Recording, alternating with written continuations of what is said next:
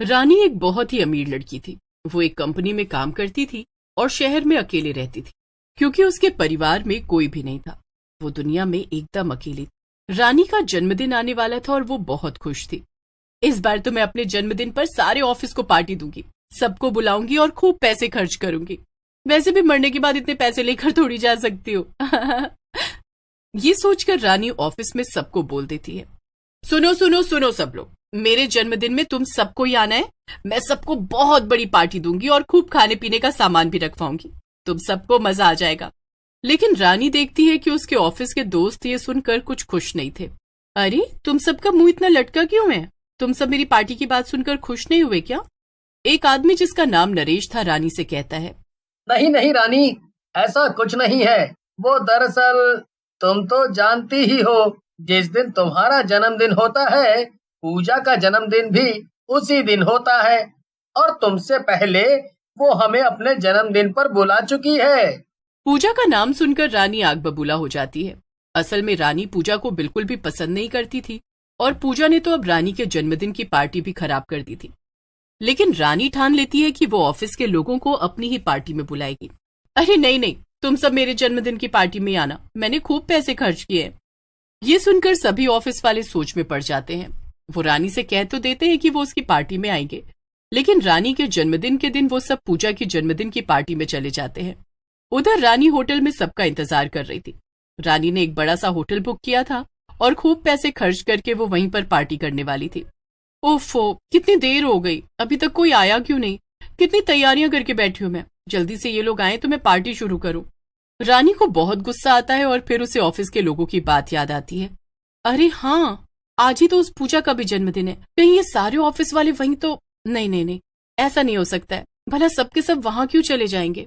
रानी सोच में पड़ जाती है और फिर वो ठान लेती है कि अब वो उस पूजा के जन्मदिन की पार्टी में ही जाकर देखेगी कि वहां हो क्या रहा है। रानी पूजा के घर पहुंचती है और देखती है कि ऑफिस के सभी लोग वहां मौजूद थे और पूजा मजे से अपने जन्मदिन का केक काट रही थी। रानी को ये देखकर गुस्सा आ जाता है और वो एक कांच का ग्लास नीचे फेंक देती है और सब रानी की तरफ देखने लगते हैं। अरे रानी, तुम यहाँ? पर मैंने तो तुम्हें यहाँ बुलाया भी नहीं था, तो तुम क्यों आई हो? मैं तुम सबको छोड़ूंगी नहीं। तुम लोग मेरे जन्मदिन की पार्टी छोड़कर इसके जन्मदिन पर आए। रानी, मगर हमें तुम्हारी पार्टी में नहीं आना था। तुम हमेशा हमें अपने पैसों का घमंड दिखाती हो, बस, जबकि पूजा हमारी अच्छी दोस्त है। रानी को यह सब सुनकर बहुत गुस्सा आता है। ओह, तो अब मैं समझी, तुम सब तो असल में मेरे पैसे से जलते हो। मैंने पार्टी के लिए इतना बड़ा होटल बुक किया और इतना खर्चा किया, वो छोड़कर तुम यहाँ इसके छोटे से घर में पार्टी कर रहे हो। तुम सबको तो मैं देख लूंगी। रानी गुस्से में पूजा के घर से बाहर निकल जाती है और अपने घर में वापस आ जाती है। वो अपने कमरे में जाकर बैठती है। मेरे कितने पैसे बर्बाद हो गए, ये सब उस मनहूस पूजा और ऑफिस वालों की वजह से। नहीं, अब मैं उस ऑफिस में नहीं जाऊंगी जहां मेरी इतनी बेइज्जती हुई। लेकिन मैं उन्हें वहां भी काम नहीं करने दूंगी। उन सबको ऑफिस से निकलवा दूंगी, चाहे इसके लिए मुझे अपने सारे पैसे ही क्यों ना खर्च करने पड़े। पूजा गुस्से में ये सब सोच ही रही होती है कि उसे दूसरे कमरे से कुछ आवाज सुनाई देती है। ये क्या, मेरे घर में कोई और भी है क्या? ये आवाज कैसी? पूजा दूसरे कमरे में जाकर देखती है तो उसके पैरों तले जमीन खिसक जाती है। वहां पर दो चोर खड़े थे। अरे चिंटू, पकड़ इसे, इसने हमें देख लिया। हाँ रुक मिंटू, अभी पकड़ता हूँ। चिंटू रानी को पकड़ लेता है। क्या? नहीं नहीं, छोड़ दो मुझे, छोड़ दो मुझे। तुम दोनों तो वही जाने माने चोर चिंटू मिंटू हो। हाँ हाँ, हम वही हैं। तूने तो हमें एक झटके में ही पहचान लिया लड़की। ये सुनकर रानी जोर जोर से चिल्लाने लगती है, बचाओ बचाओ, मेरे घर में चोर है। रानी को चिल्लाता हुआ देखकर मिंटू को गुस्सा आ जाता है और वो रानी को डराने के लिए चाकू निकालता है। चाकू देखते ही रानी मिंटू पर हमला कर देती है और गलती से चाकू रानी को ही लग जाता है। चिंटू मिंटू कमरे के अंदर बैग लेने जाते हैं और उधर रानी मरने के बाद एक चुड़ैल में बदल जाती है।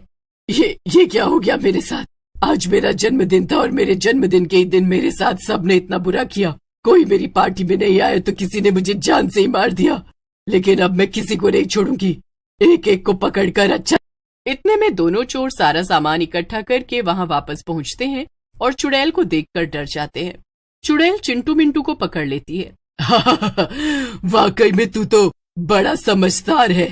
हाँ मारूंगी तो मैं तुझे जरूर, लेकिन उससे पहले तुम दोनों मेरी मदद करोगे और मेरे साथ चलोगे, समझे? क्या साथ चलेंगे? मगर कहाँ? तुम्हारे पास कोई गाड़ी है? हाँ हाँ, हमारे पास एक ऑटो है। अरे वाह, तो चलो फिर, हमें किसी का जन्मदिन बिगाड़ना है। मिंटू और चिंटू कुछ समझ नहीं पाते, लेकिन उन्हें चुड़ैल को अपने ऑटो में बिठाना पड़ता है क्योंकि उनके पास कोई और रास्ता भी तो नहीं था। देखो, इस पते पर जाना है हमें, जल्दी चलो अब। और जब हम वहाँ पहुँच जाएंगे तो वहाँ जितने भी लोग मौजूद हैं, हम उन सबको खूब परेशान करेंगे। तो चलो फिर। थोड़ी ही देर में मिंटू, चिंटू और चुड़ैल पूजा के घर के बाहर पहुंच जाते हैं। वहां अभी भी पार्टी चल रही थी और घर के अंदर से जोर जोर से गानों की आवाजें आ रही थी। चुड़ैल चिंटू मिंटू को लेकर अंदर जाती है। अंदर उसके ऑफिस के सभी लोग नाच रहे थे और खा पी रहे थे। अचानक से चुड़ैल जादू करती है और गाने बजने बंद हो जाते हैं। इसके बाद पार्टी में मौजूद सभी लोग हवा में उड़ने लगते हैं। बचाओ बचाओ, ये क्या हो रहा है? ये हम हवा में अपने आप कैसे उड़ रहे हैं? अपने आप नहीं उड़ रहे हो, मैं उड़ा रही हूँ। अचानक से चुड़ैल सबको जमीन पर गिरा देती है। आधे लोग तो चुड़ैल को देखते ही वहां से भागने की कोशिश करने लगते हैं, लेकिन चिंटू मिंटू सभी दरवाजे बंद कर देते हैं और किसी को बाहर नहीं जाने देते। अब मेरी इजाजत के बिना यहाँ से कोई बाहर नहीं जाएगा। अब मैं यहाँ मौजूद एक एक की खबर लूंगी। मगर हमने तुम्हारा क्या बिगाड़ा है? बहुत कुछ। शायद तुमने मुझे अब तक पहचाना नहीं, लेकिन मैं रानी हूँ, जिसके जन्मदिन की पार्टी में तुम में से कोई नहीं आया और तुम सब ने मुझे धोखा दिया। सभी लोग ये सब सुनकर बहुत डर जाते हैं। चुड़ैल चिंटू मिंटू की तरफ कुछ इशारा करती है और चिंटू मिंटू जल्दी से सभी लोगों को रस्सी से बांध देते हैं। वाह वाह, तुम सबको ऐसे बंधा हुआ देखकर तो मुझे खूब मजा आ रहा है।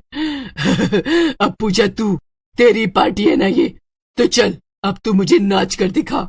चिंटू मिंटू पूजा को खोल देते हैं और चुड़ैल के सामने खड़ा कर देते हैं। चुड़ैल गाना बजा देती है और पूजा नाचने लगती है। ये तुम ठीक नहीं कर रही हो चुड़ैल, मैं तुझे छोड़ूंगी नहीं। चुड़ैल को ये सुनकर गुस्सा आ जाता है।